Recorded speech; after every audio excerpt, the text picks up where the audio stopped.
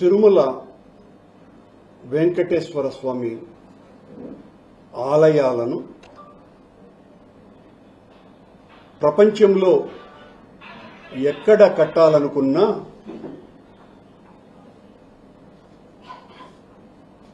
చాలా రాజధానులలో కూడా ఆలయాలు కట్టాలని నిర్ణయించటం జరిగింది.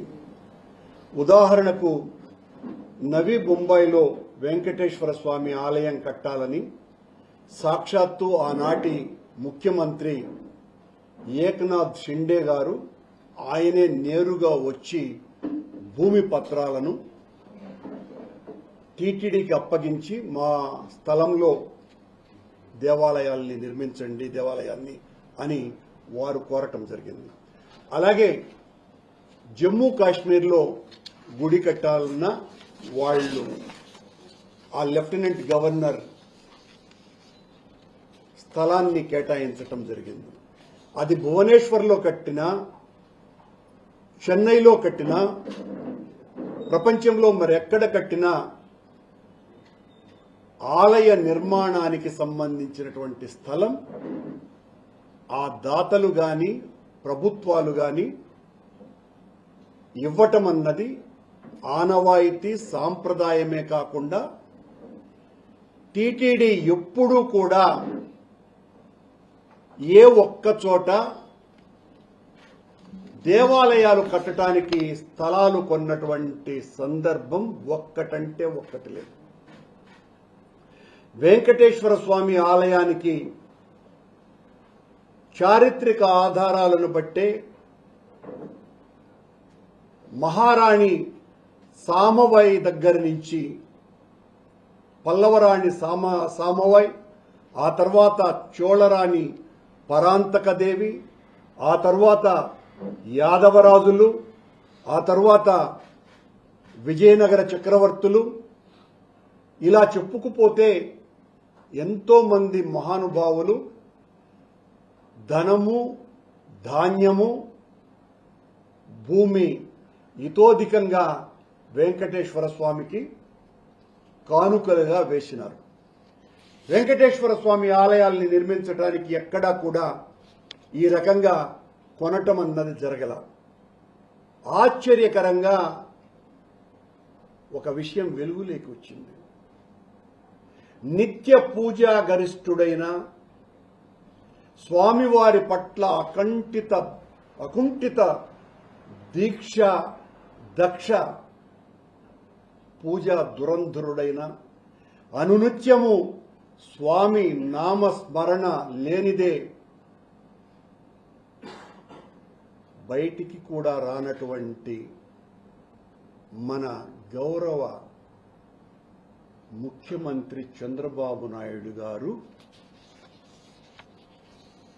అమరావతిలో ఉన్న వెంకటాయపాలెం అనేటువంటి విలేజ్లో కడుతున్నటువంటి గుడికి 25 ఎకరాల స్థలాన్ని టీటీడీకి ఎకరా 50 లక్షల చొప్పున అమ్మినారు.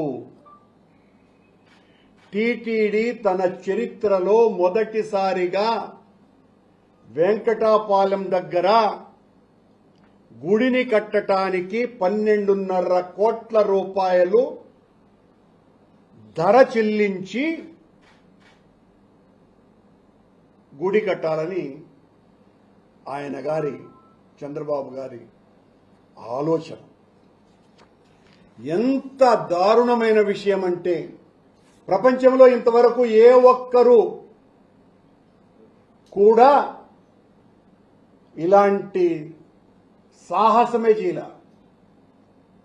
మేము అమ్ముతాము గుడి వెంకటేశ్వర స్వామికి, మీరొచ్చి గుడి కట్టండి అని అడగల. తమాషా ఏందిరంటే ఆంధ్రప్రదేశ్ను ఆర్థికంగా శక్తివంతమైన సుస్థిర నగరంగా రూపుదిద్దాలన్న లక్ష్యంతో తన స్వప్న ప్రాజెక్ట్ అయినటువంటి అమరావతిలో వివిధ సంస్థలకు భూముల కేటాయింపు అంశానికి సంబంధించి పరిశీలన కోసమని ముఖ్యమంత్రి చంద్రబాబు నాయుడు గారు మంత్రుల బృందాన్ని ఏర్పాటు చేశారు. ఆ మంత్రుల బృందం 2016 జూన్ 1 మరియు 9 తేదీలలో 2 సమావేశాలు నిర్ణయించి మొత్తం 11 ప్రతిపాదనల్ని పరిశీలించింది. వాటిలో 6 సంస్థలకు భూమిని కేటాయించాలని నిర్ణయం సిఫారసు చేసింది. ఆశ్చర్యకరంగా, ఆసక్తికరంగా ఆ 6 సంస్థలలో 2 కేంద్ర ప్రభుత్వ సంస్థలు మరియు 1 రాష్ట్ర ప్రభుత్వ సంస్థకు భూమిని ఉచితంగా కేటాయించాలని ఆ మంత్రివర్గ సంఘం నిర్ణయించింది. ఇదిగోండి దానికి సంబంధించినటువంటి కథ. Indo UK institute of health 50 acres free hold, ఎకరా 50 లక్షలకు. వెల్లూరు ఇన్స్టిట్యూట్ ఆఫ్ టెక్నాలజీ ఎకరా 50 లక్షలకి. నేషనల్ ఇన్స్టిట్యూట్ ఆఫ్ డిజైన్ 50 ఎకరాలు ఫ్రీ ఆఫ్ కాస్ట్ కి, అదే జీవోలో. Andhra Pradesh human resource development institute కి 25 ఎకరాలు free of cost. Central institute of tool design free of cost. Venkateswara Swamy ఆలయానికి 25 ఎకరాలు 50 లక్షల రూపాయలు ఎకరాకు. ఆశ్చర్యంగా దీనికి సంబంధించి టీటీడీ 2018వ సంవత్సరం డేటెడ్ 28/8/2018వ సంవత్సరం దీనికి సంబంధించిన బోర్డు తీర్మానంలో 12.5 కోట్ల రూపాయలను కట్టుతూ దానికి సంబంధించి వాళ్ళు మొత్తం ఇష్యూ అంతా రాసుకొని వచ్చారు టీటీడీ. వెంకటాయపాలెంలో 25 ఎకరాలు దయచేసి ఉచితంగా ఇవ్వండి అని టీటీడీ అభ్యర్థించింది. ఇది చంద్రబాబు గారి ఆలోచన, ఏది అక్కడ గుడి కట్టాలనని. అయినా టీటీడీ అభ్యర్థించింది 25 ఎకరాలు ఉచితంగా ఇవ్వండి అంటే, సస్యమీరా మీరు డబ్బు కట్టాల్సిందే అని ముక్కు పిండి మరీ వసూలు చేశారు 12.5 కోట్ల రూపాయలని. దానికి సంబంధించినటువంటి ఆబ్స్ట్రాక్ట్ ఇది మీకు అందరికీ కూడా ఇష్యూ చేయటం జరుగుతుంది. అందులోనూ 1.25 లక్ష నిబంధనలు, అన్నీ ఇన్ని కావసుమా, అవన్నీ మీరు చదివితే చాలా సమయం అవుతుంది. నేను చదివితే మీరు అవన్నీ చదివి మీరు ప్రచారంలో పెట్టవచ్చు. ఇక్కడ చంద్రబాబు గారిని నేను అడిగేది,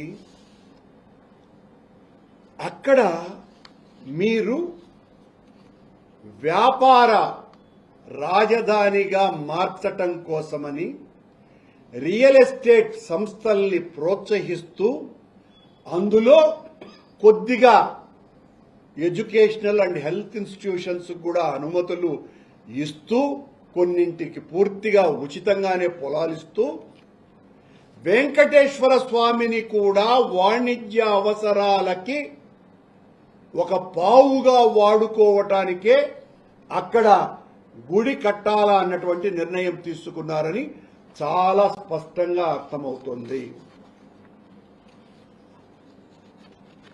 ఎంత దారుణం! రోజు నేను భక్తుడిని చెప్పుకునేటువంటి ఆ వ్యక్తి తన స్వప్న రాజధాని అమరావతిని ఆకర్షణీయ కేంద్రంగా మార్చి వాణిజ్య కార్యకలాపాలను ఆకర్షించాలనేటువంటి ఉద్దేశంతో ఆలయ నిర్మాణానికి కూడా వాణిజ్య ధరకే భూమిని టీటీడీకి బలవంతంగా కేటాయించటం, దాదాపు 200 కోట్ల రూపాయలతో అక్కడ ఆలయాల్ని నిర్మించాలనేటువంటి తలంపు. ఇప్పటి వరకు అక్కడ 50,000 మంది జనాభా కూడా లేరు. ఆయనకు ఆలోచన వచ్చింది, ఎలా మొన్న ఒక 3 నెలల క్రితం కూడా బోర్డు సమావేశంలో కోయంబత్తూరులో బాలర్ జయరామ్ అనేటువంటి ఒక పెద్ద రియల్ ఎస్టేట్ కంపెనీకి, బాలాజీ స్క్వేర్ అనేటువంటి కంపెనీ చేసేటువంటి రియల్ ఎస్టేట్ వెంచర్లో కూడా దేవాలయాన్ని కట్టాలన్నటువంటి నిర్ణయం సాక్షాత్తు ముఖ్యమంత్రి కార్యాలయం నుంచే టీటీడీకి అందింది. అది మేము బహిరంగంగా కూడా చూపటం కూడా జరిగింది. ఇంకా ఎలా దీన్ని చెప్పాలో అర్థం కావటంలా. ఎంత బాధ కలిగించే విషయం. ప్రపంచంలో ఎక్కడా ఏ ప్రాంతంలో కూడా ఎంతో మంది దాతలు చివరకు తమిళనాడులో చెన్నైలో ఉన్నటువంటి ఆ ఇన్ఫర్మేషన్ సెంటర్ దగ్గర ఉన్నటువంటి గుడిలో ఎక్స్టెన్షన్ కోసమని కొందామంటే కూడా టీటీడీ అంగీకరించాల. అప్పుడు అక్కడ ఉన్నటువంటి ఆ కమిటీ చైర్మన్ తను స్థలం కొని ఆ ఎక్స్టెన్షన్కు స్థలం ఇవ్వటం జరిగింది. అట్లాగే మహానటైనటువంటి కాంచన గారు ఇచ్చినటువంటి స్థలంలో పద్మావతి అమ్మవారి దేవాలయాన్ని నిర్మించటం జరిగింది. ఎక్కడ ఎప్పుడు ఏ గుడి నిర్మించినా భగవంతుడి గుడి అది దాతలు ఇచ్చినటువంటి స్థలంలోనే నిర్మించినారు. వెంకటేశ్వర స్వామి ఆలయం రాష్ట్ర వ్యాప్తంగా ఇరు రాష్ట్రాలలో వందలాది కళ్యాణ మంటపాలను కట్టింది.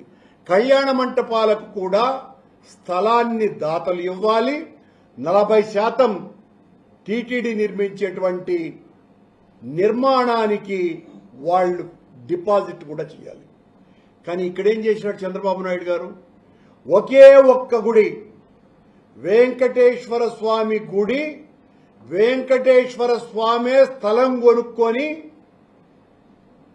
నేను గుడి కట్టుకుంటాను అని చంద్రబాబు గారిని భంగపడి గుడి కట్టించినట్టుగా ఉంది.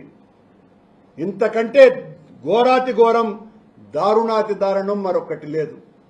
అందుకే ఇవన్నీ కూడా వెంకటేశ్వర స్వామి ఒక్కొక్కటిగా బయటికి తీసి మా చేత పలికిస్తున్నాడు.